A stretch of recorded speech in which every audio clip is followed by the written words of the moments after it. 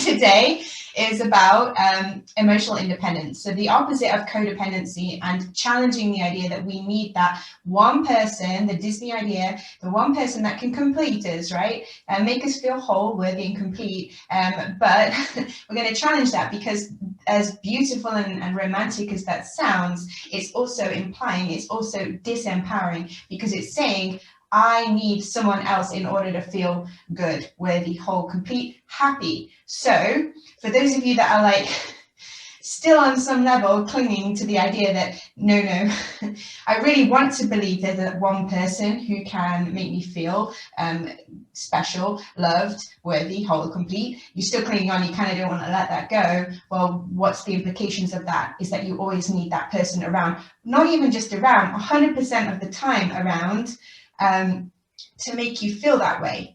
And what's going to happen is this is where I would say literally the majority of problems in the relationship occur, and difficulties and roadblocks, is because someone really just needs that person to be there and do the things that we were talking about last week that make them feel loved, right? 100% of the time. And I have no problem admitting that there's a needy side of me, but let's, like, what can we do about that, right? Because we have to just first take the shame out of it. There's no shame in admitting that we can all be needy, whiny, girls on the inside, right? Let's take the shame out of it, put it out there, and now maybe talk about what we can do. The cold, let's say, simple truth of it is that if we think about our lives, if we think about human beings, the person, the only form of human being that requires someone around them all the time to make them feel loved is a child, right?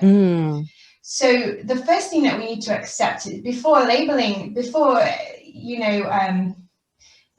let's say judging yourself, is first accept that we're being needy. Don't try and hide it, don't try and cover it up, don't try and suppress it. If you feel yourself needing someone, right, whether it's the person that you have right now in your life, and that you've got that feeling of, they're not making me feel worthy, whole, complete all the time, they're not making me feel unconditionally loved all the time, I'm not seeing them enough, they're not doing the right things. Okay, let's just take the shame out of it, like we did at the beginning. Admit we're being needy. Okay, fine. Jing has no problem about it. I have no problem about it. Take the shame. Okay, who's being needy? Is it you, the woman?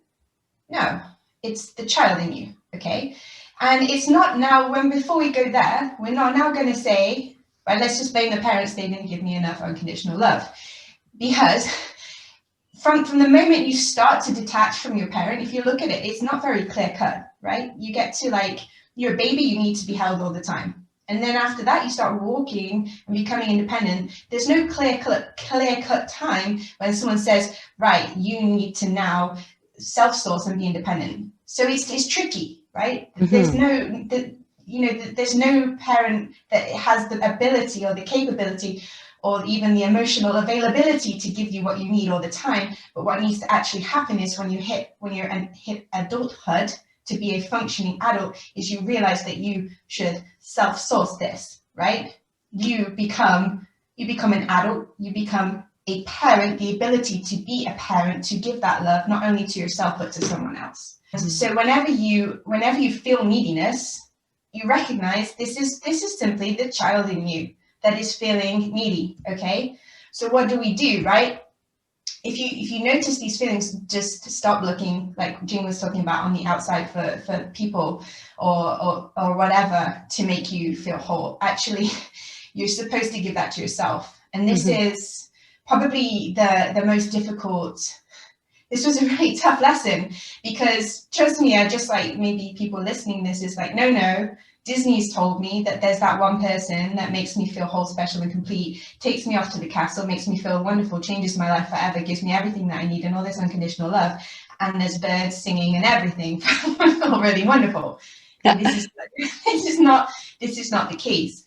So you're actually supposed to fill in the gaps for yourself. And this will keep happening in your life, in your relationships, until you realize this or die, to be honest. So it's really a matter of one, accepting this, because any neediness in you is okay. It's a child. Children are allowed to be needy. Children are allowed to need unconditional love, attention, things like that. And the second step is, how do we then go about parenting ourselves, right? Which I can get to in a minute, but maybe I'll let Jean talk. But as scary as this sounds, right, and maybe actually disappointing, right? This is disappointing to realize that actually I'm supposed to be my own prince, charming, right? It's disappointing. Where's the story there?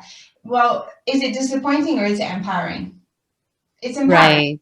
It is. Accept the disappointment and then realize that this is effing empowering, because you don't actually need anyone, right?